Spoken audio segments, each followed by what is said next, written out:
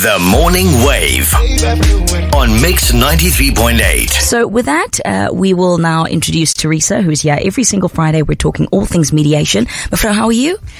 I can't complain. It's another week. Yeah. It feels like I was here yesterday. Absolutely. Where did this week fly to? And you've brought so much. Exactly. Yes, where did September this soon. year fly to? Why do we do this every year in like this time of the year? Oh my goodness, I can't believe it's August already. You did it though. I did do it. I did do it. I know, I do it as well, but I must say to you, I don't know, maybe it's my age, but it does feel like it's going faster and faster and faster, So, the older I get. I read an interesting thing about that experience, because I was having the same feeling that time feels like it's moving faster. Yes. And then somebody, I don't know what the thing was that I read, but they say that when you're younger, because you experience the time that has elapsed in your life is such a short space of time, the feeling is that time is slower.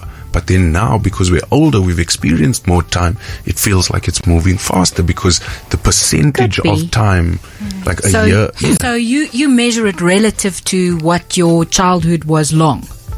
I think so. And yeah. then, that makes the perception different. So like is that for what a they say? 10-year-old, Yes. 1 year is It's 10% massive because it's of their 10%. life. Yeah, exactly. Whereas for a 40-year-old, Yes. 1 year Means nothing. Is like a fraction Yeah, of they say nothing about it on the other side of 50. No. I mean, look, we don't need to point out people's ages and things. I'm just saying. I'm very proud of my age. I'm you also can very go happy. there. Absolutely. I'm 38, turning 39 next month. Looking good, Nick. Looking like a 27-year-old. Spring chicken. So, Theresa, last week you came in and you, gave us a beautiful introduction with regards to what mediation is. We had a very good discussion on air. And, we've got these series of different topics that we're going to go through over the next couple of weeks. And today it's all about how we negotiate in mediation, basic communication skills to assist in daily conflict management. And I believe there's like a 3-part process to this. Yes. One of my heroes always said you need 3. People remember 3 things, right? So here's my 3 things. We go in prepared, okay?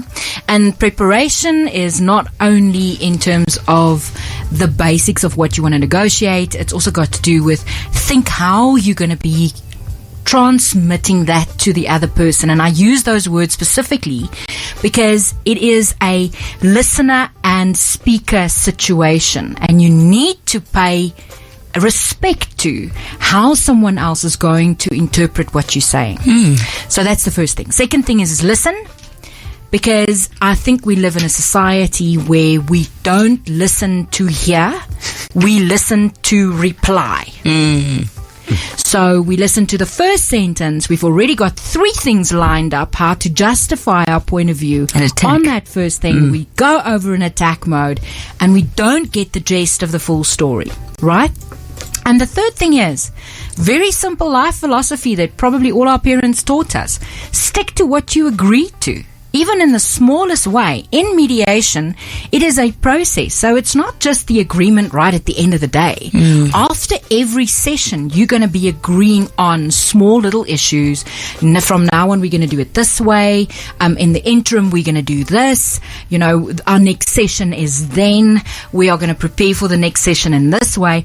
And if you don't stick to, in mediation already, to what you've agreed to in a small way, how are you going to invoke trust in your opponent? I want to say opponent, but it's not true. The other party is a better way to describe it, because mediation is not a win-win. No one wins. It's not a competition. It's not a competition. People still see when they go into mediation, it's one of the things that's very, very difficult to understand, is that we are here to find a solution together. Yeah. We are not here to decide, or the mediator to decide, who wins. And I think, for conversations like these, we can apply, these 3 things to anything, whether it's a conversation with you and the other parent, or you and your son's teacher or principal, or whatever the case is, a colleague, So it's holding space, it's listening, it's committing, following something through. And to be honest, it's a skill, right? Oh, like definitely. being able to listen is a skill for some people. And what is a skill? People love speaking about, that person's really good at communication. They were born that way. No, you're not. It is a skill. It is learned. It is practiced. Yeah. I always use the term for couples, for instance, and I say, when a baby starts walking and it gives 2 steps and then falls, and 2 steps and falls. And, the mother don't turn around and say, sorry, Choppy. Obviously walking is not for you. Let's just leave this and stay sitting. Yeah. Right? Yeah. We encourage that person and we say, little baby, we say, come, get up, you're going to get this. You're going to get there. With skills, that is exactly how our attitude should be. The same with communication, the same with how we deal with people in our lives. So if you want to join the conversation, send us a message via the WhatsApp line. We're talking about how to negotiate in mediation and basic communication skills to assist in daily conflict management. That number again, 084-822-0938. In the meantime, the Killers, glamorous indie rock and roll. We're talking about time earlier, and Gareth sent us a nice voice note. Let's have a listen.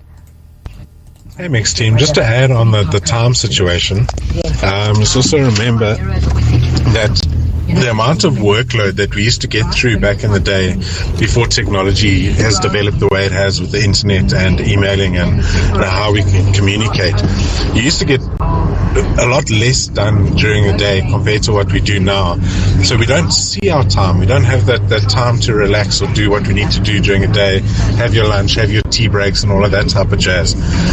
So yeah, time definitely flies a lot more the busier you are and when you can't clock watch, basically. And speaking of which, Linda says, talking about how quickly time passes, life is like a roll of toilet paper. The closer you get to the end, the faster it runs out. Thanks for that one, Linda. Sounds like experience and wisdom. That's right. Let's see what's happening in your traffic after these. Right, Audie, do you want to come in there? Yeah, Theresa, what quality would you say is the most helpful for one to have during negotiations? And also, how important would you say it is for one to present their value that they bring when negotiating a deal?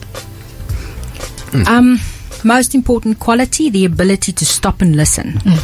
Sorry, that's my number one prize when I have a mediation, because it's one of the things when you are caught up in emotion, you don't have the ability, your ears shut down. Interestingly enough, your brain only has enough blood to either function in reptile mode, which is all the emotions like anger and anguish and fear and whatever, or the prefrontal cortex, which is your logical section.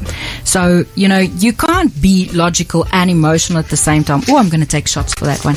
But yes, I hear you. In mediation, that is crucial, is that you can get people into that thinking mode. And remember, in mediation, your second part of your question, I don't make any decisions. So I don't have to understand what you're agreeing on, right? So you need to. So that brings us once again, what is the outcome? What do you want? And that brings me to the second point. The first point in negotiations, prepare, right?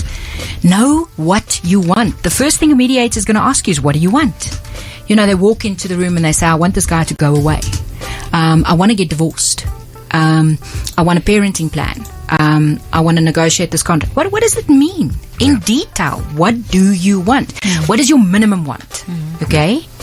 What does that look like? You don't have to tell the other party that one. You can tell the mediator, but keep it in mind, because if you know what your non-negotiables is then you can talk from there, The second thing is also very, very important that Sam also pointed out, is that facts over emotions.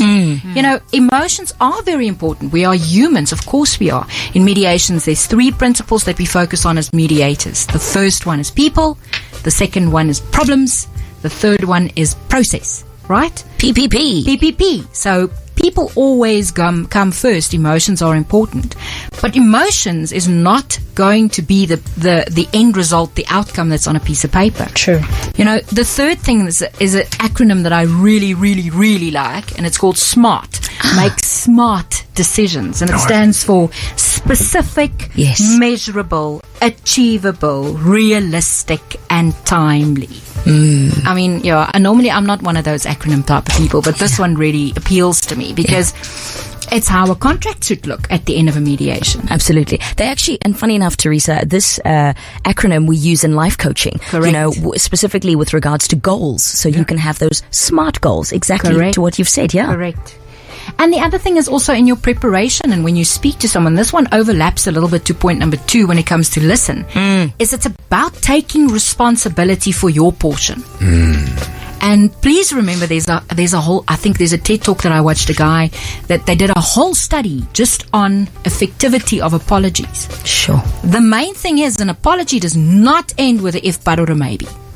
If you have to justify what you did, it's not an apology, it's just a sentence. I'm sorry for doing that, but if you didn't do that, then I wouldn't have had to Everything do you that. said before the but doesn't matter. Yeah, it disappears. I slapped the color out of you, but remember, you slapped me first. Yeah. Yeah, I know. Well, I like to say instead of but, I say however. However, which is a smart way to say but. Thank you. Intellectual way to get around that. So, Theresa, we do this every single Friday, and of course, we'd love to get the listeners involved into the conversation. I think next week we can pose a couple of questions to the listeners as well. But it's really simple. We're keeping it simple. What is mediation? What's the best way